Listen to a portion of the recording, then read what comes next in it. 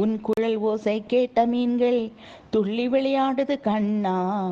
உன் குழல் ஓசை கேட்ட மான்கள் மயங்கி நிற்கிறது மாதவா.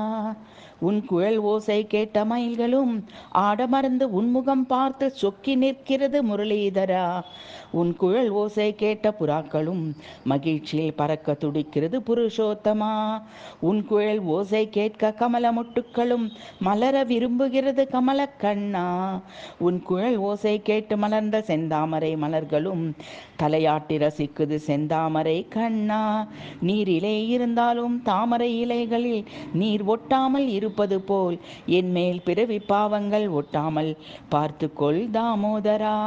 உன் பத்ம பாதத்தை கண்ட யமுனா நதியும் பாத பூஜை செய்து தன் பிறவி பயனை பெற்றது பத்மநாபா. உன்னை காணும் உன் பக்தர்கள் அனைவருக்கும் பிறவி பயனை தந்திடு பரந்தாமா. கமல கண்ணா உன் கமல பாதம் சரணம், செந்தாமரை கண்ணா உன் செந்தாமரை பாதம் சரணம், பத்மநாபா உன் பத்ம பாதம் சரணம்.